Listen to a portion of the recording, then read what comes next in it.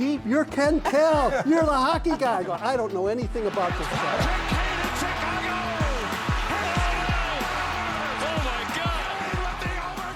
This is The Conversation Line, presented by Fieger Law. What's going on, everybody? Welcome to another episode of The Conversation Line, brought to you by Fieger Law. I'm Daniella Bruce, alongside the TV voice of your Detroit Red Wings, Ken Daniels. And joining us today, Red Wings forward Patrick Kane. Patrick, you're a busy man, so we appreciate this time. Thank you. Yeah, no problem. Thanks for having me. There's so many different directions we can go in with Patrick, so this has been a tough one to prep for. But I'm going to start all the way back. We know you grew up in Buffalo. Your dad had season tickets to the Sabres. You eventually moved to Detroit to play your youth hockey here. But when did Patrick Kane get the hockey bug? When did you start playing? Yeah, I guess I probably started a little bit later than most kids. Started skating at 6 and playing at 7. But like you said, my dad had season tickets to the Sabres, so we went to probably, I would say, 20, 25 games a year from, the age I was like 6 to 12 or 13. And, I loved going to the games. I loved going to warm-ups, watching like the star players on the other teams. We would sit right behind the visiting team's bench.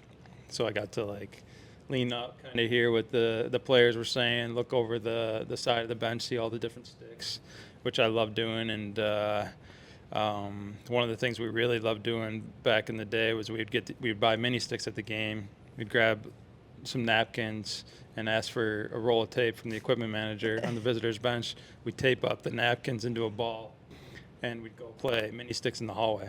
And my dad always had one rule: we had to be back on time for the periods to watch the game.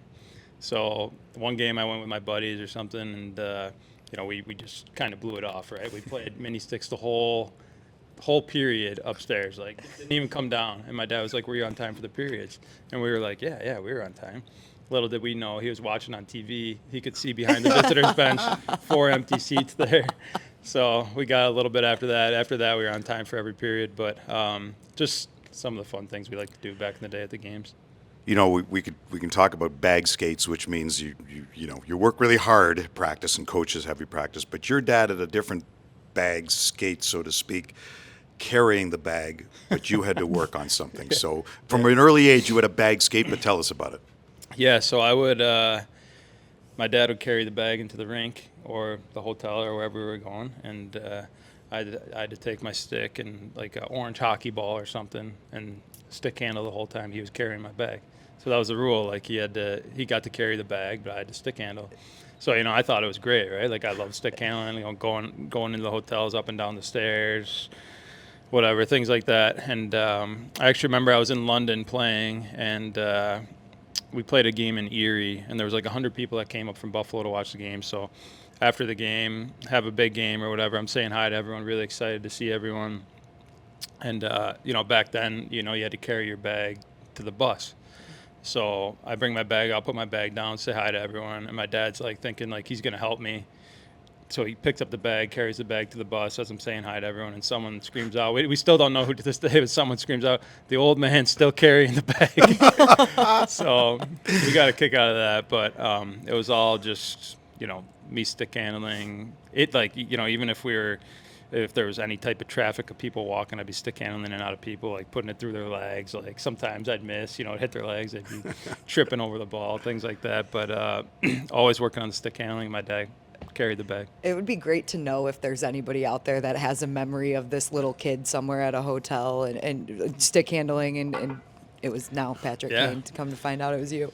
Yeah, I mean, there was definitely some things we did back in the day that were just a little bit different, right? Like for some reason, I liked all black equipment, so my dad would paint my equipment black. So I had all black skates, black gloves, black helmet, and then I was really pale back then too, because all I'm doing is I'm in an ice rink, right? Yeah. My whole childhood I'm in an ice rink, so really pale kid. So I looked like almost like a goth, because I had black gear, very very white pale face, and things like that. I remember at one point when I was younger, I played on 6 or 7 different teams. So we're going from one game to the next, and I'm in the back of the car, like all my jerseys are in my bag, and I'm asking my dad, what jersey am I putting on, because I don't know what team I'm going to play for, you know.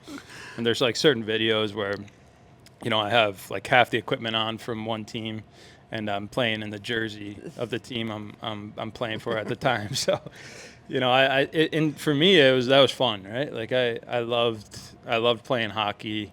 I made a lot of friendships. Some of my best friends were from hockey, and that's kind of where I felt like that was my sanctuary, right? Like I loved being at the hockey rink, going out there, working on my stick handling or whatever, trying to score as many goals as I could, and just playing and enjoying it as a kid. Well, it obviously worked, and your best day ever may have been not in a rink, but outside at the Quebec tournament. Yeah, that was fun. So we played a tournament in Quebec. We were playing for Honey Baked. I was living with Pat Verbeek at the time, and his son Kyle was on my team as well. And we had just finished the tournament, and a bunch of kids on the team were going skiing. So I was like, you know, I want to go with all the kids, right? Like I want to go skiing. And Pat's like, no, we're gonna go. I have a friend. His house is pretty close by. We're gonna go and just hang out there for the day. So we're like, kind of bummed we're not going with the other kids on the team, and it's just me and Kyle. So we're like, okay, we get there, and there's a pond in the backyard, frozen over. So we're like, okay, we'll just go out there with our equipment and skates and sticks and just, you know, play around a little bit. 8 hours later, we come back inside. It was like the best day ever, right? It was snowing, it was cold. It was a Saturday, so we played outside all day, came inside, had like a warm drink, like hot chocolate or something, ate, and then we got to watch Hockey Night in Canada on this like little TV with the antenna, you know. So it was just a really cool day, and you know, you think back at the time, you want to do something with like all your friends, but then you have this memory, right? Yeah. And you know, I'll never forget that with the Verbeeks. So you mentioned Honey Baked. You came here. You Yeah. were living with Pat Verbeek. So do you still have a relationship with them, or Yeah. how much do you communicate with them? Still? Yeah. Well, Pat's a GM for Yep, for a little Anaheim now, busy. so can't have too much communication with him, right? But you know, I was talking to him a little bit when I was coming back from the surgery, Yeah. and just keeping in touch with him. And then, you know, Kyle, I'll talk to every now and then as well. So it was pretty cool coming back. You know, I played in Honey Baked when I was probably 14 years old. It was my freshman year of high school, and coming back and signing here, and then going to the place I was going to live was in Birmingham, and it was like 2 streets down from the Verbeeks where I lived when I played for Honey Baked. So, you know, you see this house that, you know, you never think you're going to see again after you're done playing here. And then, you know, sure enough, 20 years later, you're playing for the Red Wings in the NHL. And, you know, you're that close to where you were 20 years ago. So it was kind of like a shot from the past when I saw the house. You're fortunate to have Pat Verbeek and Diana. Now, you also had the Bradleys. Yep. Roe and Brian Bradley were your other billets. What do billets mean to kids at your age to have that sense of family? Yeah, absolutely. I mean, I think at that age, you think you have all the answers, but you're still not able to like fend for yourself, right? Mm-hmm. So for the Bradleys, it was unbelievable. You know, we had dinners every night. We had breakfast every morning on the weekends. You know, I grew up with 3 sisters, so.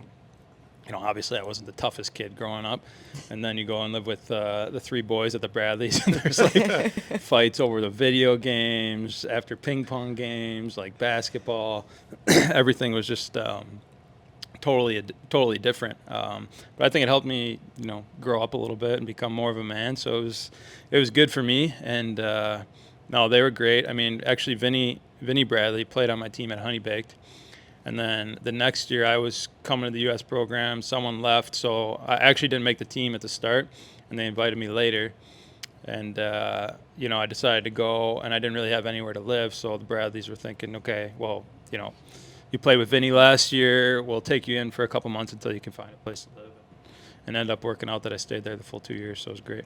Very cool. We're going to jump a little bit. Okay. You obviously always knew you were talented, right? When did it start to become real that you could be the #1 draft pick in 2007? Yeah, that's a good question.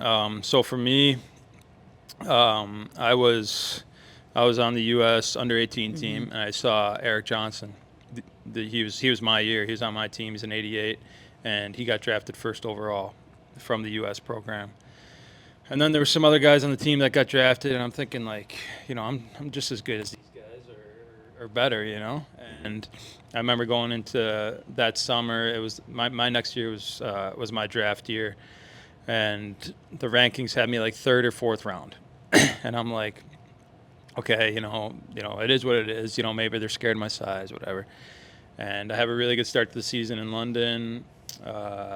Played really well at World Juniors, and by December, I was projected to go first overall. So within like 2 or 3 months, I went from third or fourth round to projected to go first overall. So it was a quick jump.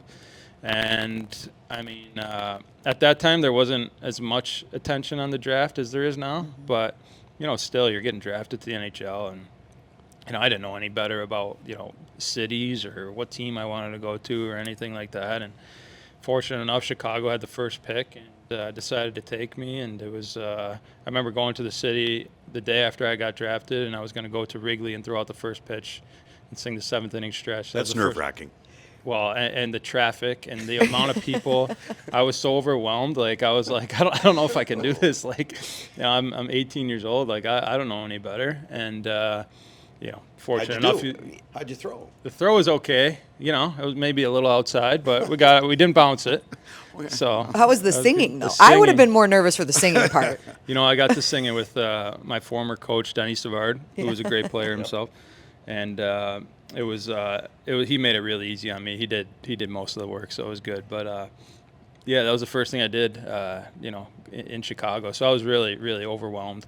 And you get used to it, you settle in, and you realize what a great city it is, and the organization was awesome. So it was, and I was going in with Taze too. Like, Taze was drafted the year before. He went back to college, so we were going in together, and it made it really, really just a lot easier on me. You talk about Buffalo, you talk about Chicago. I got to take you back to Buffalo for just a moment. Your favorite player growing up was Pat LaFontaine. Your dad had season tickets there, and you talk about going to all the games. And now you hear about palm trees and taxes and an NHL record, 13 years, not making the playoffs. I mean, do you feel for him? Because that, Pat LaFontaine in Buffalo, what that city's going through, it's tough, isn't it? Yeah, it is. They have the Bills, so they're, I think. Bad day to bring that up. Yeah. You're a Bills fan, by the way? You're a Bills fan. Bills fan. Yeah. Not Bills Mafia. I'm not jumping on the tables or anything like that. So, but I'm a Bills fan. It's like you said, it's good for the city to see the sports teams do well. Fortunately enough, when I was going to those games, they had Hasek, and he was incredible. He took them to the finals in '99. Mm-hmm. They eventually lost to Dallas, but but did they? Right? Like, they had to change the rule because of that. But I mean, I was lucky enough to grow up as a kid and seeing how electric that building was. Even like before I got drafted, like they had great crowds. They had a great team. They had this electric offense that was just really fun to watch. And I remember going to playoff games the year before I got drafted, like that summer, and just like being the biggest Sabres fan in the world, right? So I guess you want that for younger kids and people and kids that are growing up in Buffalo and people that love the Sabres. So, hopefully eventually they turn it around. Just maybe not on the Wings watch, right? Right. Not when Detroit's just. We're jumping a little bit, but you talked about coming into Chicago, getting drafted. You had Taves coming with you too. Obviously, that's a storied relationship right there. But talk about that for us. Just how much did it mean to not only both of your individual careers, but the success that you saw in the Blackhawks organization? Yeah, it was huge to come in together and just kind of bounce things off each other and kind of what each other was going through at the time. I mean, I think we were different players. Like, he was more of a two-way guy, like playing in all different situations. And even at that age, I won Rookie of the Year, but I was still trying to kind of learn my way and learn the pro game a little bit. So it was good to bounce things off each other and kind of feel what each other was going through at the time. If we're, like I talked about, overwhelmed at the start or just like going through the season, you kind of get worn down as a rookie because there's so many games and the travel and the schedule. So, but yeah, it was great. I mean, we had a lot of guys there that we'll be friends forever, including him. You know, Brent Seabrook was one of my best friends, Duncan Keith, Patrick Sharp. You know, obviously we had Hossa in those years where we won the 3 cups. He was just an incredible player, an incredible mentor as well, just to watch him and how he played. Corey Crawford, Jalmerson, guys like that, our core guys. It was a really great group. 3 cups, Conn Smythe, first American to win the Hart. Art Ross in 16, Calder Trophy Rookie of the Year. Cups aside, your greatest hardware? Yeah, that's a good question. You know, back in those years when we were winning and we had a really good team, Quinville would always tell me, he's like, your goal for every year should be to win the Conn Smythe. That means we win the Stanley Cup most likely, and that means you were the best player in the playoffs and you know, for our team. So that was a special one, 2013, to win the Conn Smythe and have that trophy. I think you always want to be known as a playoff performer and a player that can kind of perform in the clutch moments. And, you know, to win that award was pretty special. Okay, I have to ask about this because I actually didn't know how big of a deal it was until very recently. Last year, actually, your return to Chicago. Yeah. We went to the Chicago Sports Museum for fun, and I'm reading about this puck from the 2010 Stanley Cup Final that nobody can find, and I am just amazed by this. FBI gets involved, so it's your cup clinching goal in Philly, and somehow no one has this puck. Do you have the puck? I don't have the puck. Do you promise you I don't have the puck? I promise I don't have the puck. No one saw it go in, so yeah, why should anyone see it now Yeah, except you? Yeah. No, I mean, even if you play back the goal, I mean, I shoot it in, but then I'm going crazy, right? Like I'm But at the other end of the someone ice. didn't grab it for you. Yeah, I mean, it could have been someone on our team. I don't know if that was the case. I know there was some speculation about one of the linesmen grabbing the puck from inside the net and not giving it back to, you know, whoever he should have. But, you know, speaking on that, you know, I've actually had bad dreams where I shoot that puck and I'm going around the net and I'm celebrating like crazy, like an idiot, whatever you want to say. Like it didn't go in. And the puck doesn't go in. Oh no. I've had that dream multiple times, and it's the worst feeling. I could see that. I just think it's so crazy. Did you ever have to like talk to anybody about the puck? Were you ever like questioned about No, it? I wasn't questioned. Like I said, there's a lot of speculation on a couple guys on our team. There's not really any speculation to me. To be honest with you, when I went in, I had no thought about grabbing that puck or what that puck meant. I mean, it was, what was it, 49 years since they won their last cup. So it would have been, we won in 2010. I think they won in 61 before.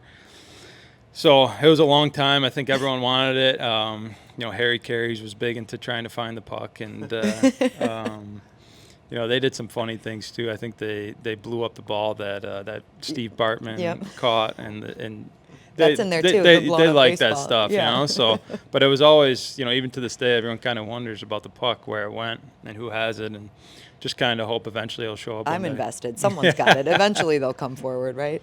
And you got to tell the story about your buddies, those idiots in the crowd. Okay, you have to tell that story.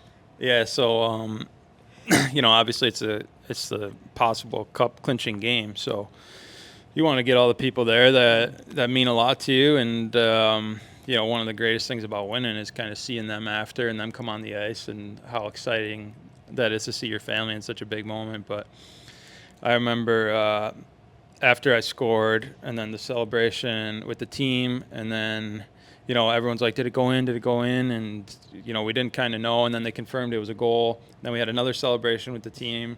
And then after that, I'm kind of skating around. And, you know, I was pretty cheap back then. So I bought my buddies a top row, like all the way up in top in Philly. And there's 4 guys sitting at the top row. So I look up to my buddies, like celebrating and trying to like celebrate with them and like point to them. And I look up and all 4 of them are fighting the Philly fans. So they must have done something or said something to piss somebody off. So I'm like looking up, they're fighting. You're and like, I'm just never like, mind. okay, whatever. I don't know. And then like 5 minutes later, they're down on the ice. Like nothing happened. And who stole stuff out of the room? Yes, there was. I remember I went to the equipment manager after the big celebration. I'm like, geez, there must have been a lot of stuff that was stolen. Like, there must have been a bunch of stuff. It's like, actually, only 2 helmets.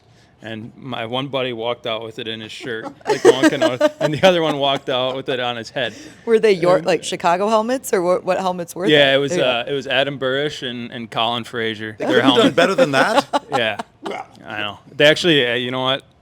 They're good guys. We're making out to seem bad guys. They mailed the helmets back to the players. Okay. So they didn't keep them or anything, but it's just funny. They thought they were like getting away with something big, like taking 2 helmets out. And That's the crowd he hangs with. It's funny that you tell these stories though, because it just feels like that's how most like college buddies would be, right? Like that's you know what? it. That's like that was they were. You know, when we won in 2010, I was 20 years old. They were Right. 20 years old, so they were college kids, and you know, I never experienced anything like college, so you know, I had fun with them in those certain ways. But it was, 2 things stolen, 2 helmets, both from my crew. I feel like Red Wings fans will be very upset if I don't ask about this next, because your son, always there for the fist bump line, even held it down by himself the other day. Did you see that video? Look at him go. But his favorite player seems to be Alex DeBrincat. No, I think it's Lucas Raymond these Okay, days. so it's Lucas Raymond. Yeah, not his dad Probably anymore. leading scorer, has he? Yeah, Not some dad. he's all about the bandwagon. Whoever's doing well at the time. But yeah, I mean, he loves it. He loves coming to the games and just being there in warm-ups and seeing the guys after. So it's incredible. The Wings are able to let the kids down and be a part of that. And he's formed such a great friendship with Archie DeBrincat, and they're like 2 peas in a pod there. They have so much fun. So it's great. It's great that they're able to do that and they're allowed to do that. And you know, honestly, that's what he looks forward to. You know, like he pretends he's a player. You know, like he like when I bring my pregame meal home to eat, like I have to bring a little one for him because he's going to eat his pregame meal That's awesome. with That me. is Is he 4 now? adorable. He's 4. And then he'll go in the basement and play hockey and pretend he's giving all the guys fist bumps and That is like so like he's a player, you know. So for him to go to the games, and you know, sometimes he's excited to see me, sometimes he's more excited to see, you know, Sider, Larkin, and Raymond, right? So it's great. It's a great thing that they're allowed to do.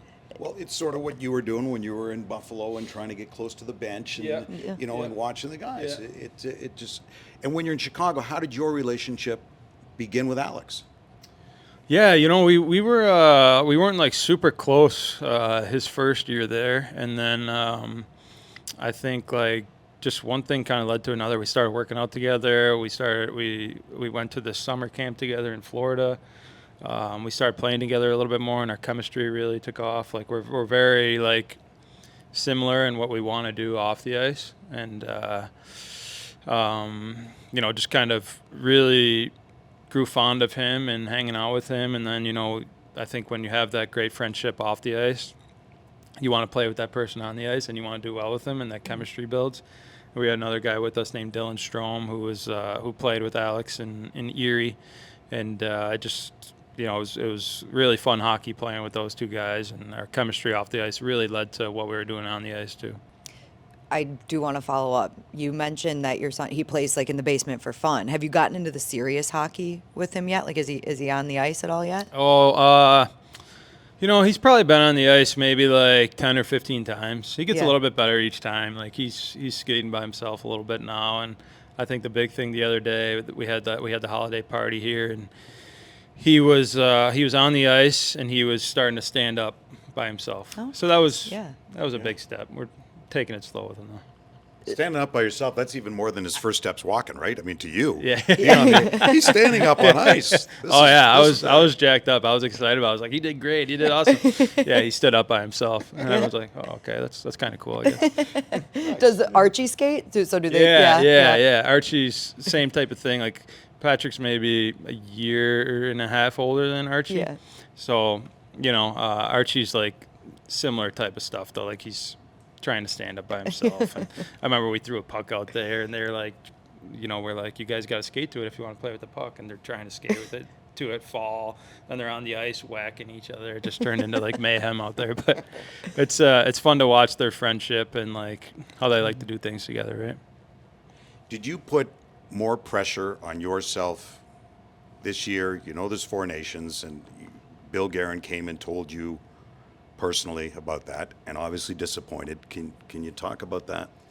Yeah, I mean, like I understood, right? I haven't had the greatest year, obviously, and it's been disappointing for me because it's, you know, even when I was dealing with, you know, stuff with my hip, like I was still producing like at a decent level. Like I remember when the one year I had like 92 points in 78 games. So I'm like, okay, I don't really need to do anything. And the next year I maybe had like, I think I had around like 58 and 70. So, you know, it was, for me, that was like a big downfall. And I was like, I got to do something. And now it's like, you're feeling good, you're feeling healthy. And then it's like the production isn't coming.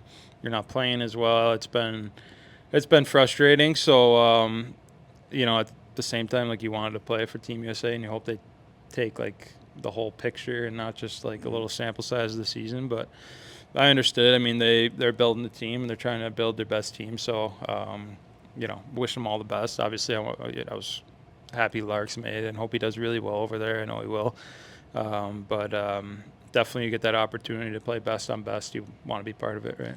It was classy of Bill. When did he tell you? Like Yeah. 3 weeks, 4 weeks ago now? Yeah. A month ago? Yeah, probably about 3 or 4 weeks ago now. So In person, though? yeah, Which is nice. yeah. He came down after one of the games and just told me the news, and I said, you know, I understand, and just kind of wished him the best. You mentioned some of the frustration just with you're feeling good, production hasn't been where you'd like it to be. Yeah. Do you feel like you're getting better as the year progresses, game by game, or where do you think you're at right now?